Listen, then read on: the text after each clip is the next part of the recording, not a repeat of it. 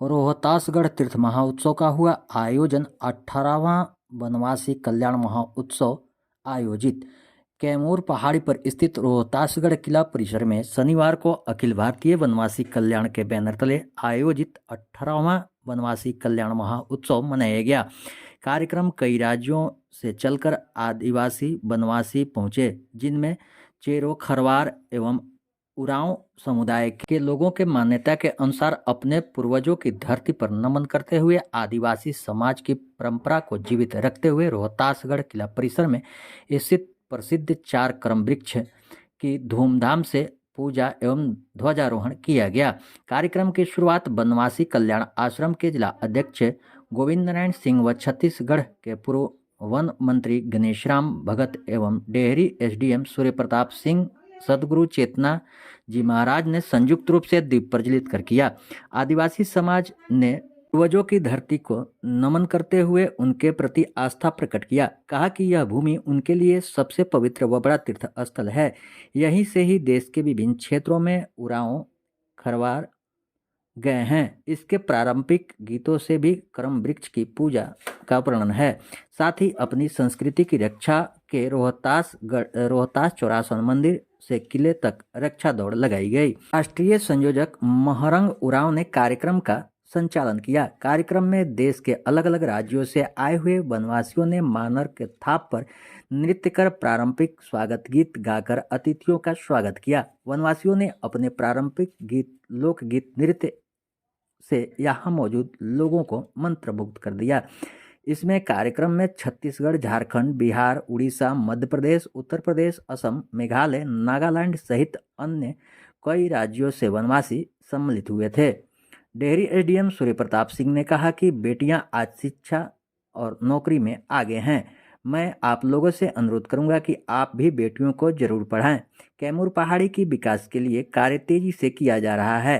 तेजी से सड़क निर्माण का कार्य की जा रही है, जो रोहतास से रेहल को जोड़ेगी तथा रेहल से किला के लिए अगले वित्त में कार्य होगा। आज के दौर में मोबाइल नेटवर्क, इंटरनेट बहुत मायने रखता है, जिसके लिए हमारी बात लगातार टेलीकॉम कंपनियों से चल रही है। जल्द ही यह सुविधा भी वनवासियों को मिल जाएगी। अभी सोलर पैनल से बिजली यहाँ चलती है, जिसके कारण बिजली की समस्या है। हम लोगों का प्रयास है कि इस समस्या का भी जल्द निदान हो सके। मौके पर रोहतासगढ़ मुखिया नगेंद्र यादव, मोहम्मद अली हसन, अनीता टोपो, महेंद्र पासवान, पूर्व जिला पार्षद संजीव गुप्ता, पूर्व प्रेम पाठक, डोमा सिंह, रामचंद्र सिंह, साधु उरांव, मोती उरांव, रामलाल उरांव, केशवर उरांव, संजीव कुशवाहा, बिपिन कुमार, विवेक बहादुर, रिंकू उरांव, मिला उरांव, गुमला झारखंड, आरसेन कुतुर, जसिंता सहित कई लोग मौजूद रहे। सभी कर्मी जिन्होंने आज के इस कार्यक्रम को सफल बनाने में अपना अपना योगदान दिया है, उपस्थित बच्चियां, बच्चे, माताओं, बहनों और भाई, आप सभी का आज के इस कार्यक्रम में हार्दिक स्वागत है। मैं बहुत ही गौरवान्वित महसूस करता हूं जब मैं ये कहता हूं कि ये पर्व 18 वर्षों से लगातार मनाया जा रहा है और हर वर्ष इसकी शोभा पहले से और बढ़ती जा रही है। हम लोगों ने बहुत ही अच्छा प्रदर्शन देखा जब आज हमारे बच्चे दौड़ के मैराथन को कंप्लीट करके आए हैं यहाँ पर।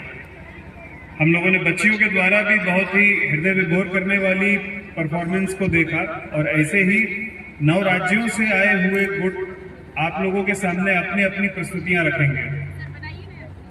मैं यहाँ पर सरकार की ओर से कुछ बातें आप तक पहुँचाना चाहता हूँ, क्योंकि यह एक बहुत ही पावन पर्व है और इस पावन पर्व पर आने वाले लोकतंत्र के पावन पर्व की बात जरूर करी जानी चाहिए। आगामी लोकसभा चुनाव में मेरा अनुरोध रहेगा कि सभी लोग जो भी इन पंचायतों से हैं, आप सभी जाकर अपना मतदान जरूर करें।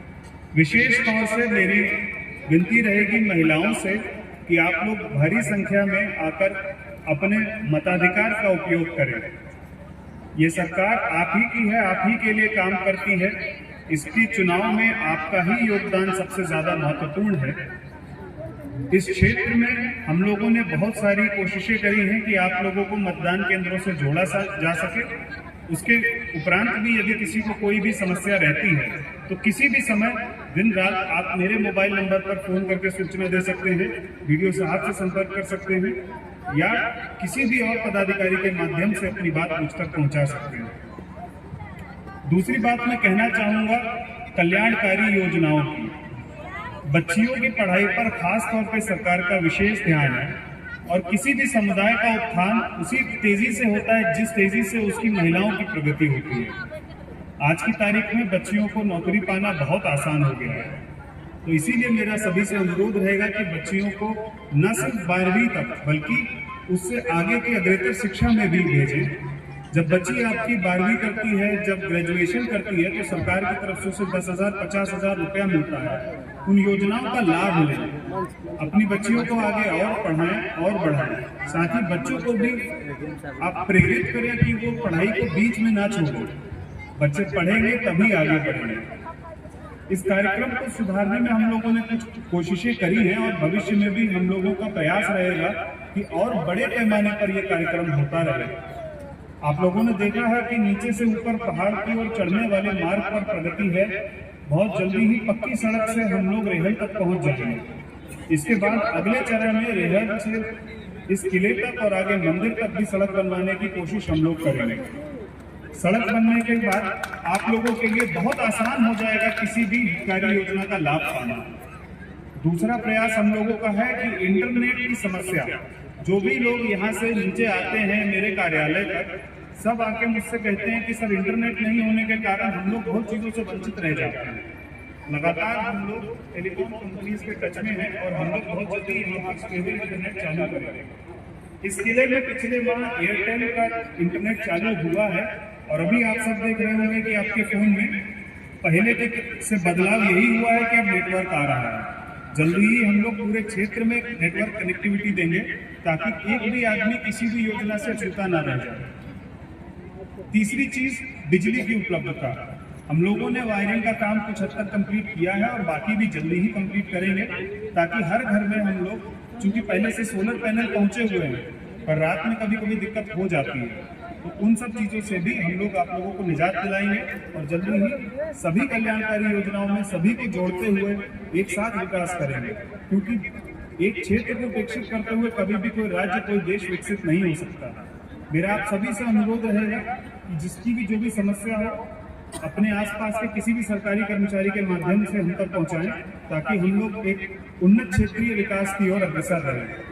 और मैं आशा करूंगा कि भविष्य में भी जिस तरीके से, जिस हर्षोल्लास के साथ आप लोग इस कार्यक्रम में आए हैं, उसी हर्षोल्लास के साथ आते रहें और इस कार्यक्रम की शोभा लगातार बढ़ती रहे। धन्यवाद। जय हिंद।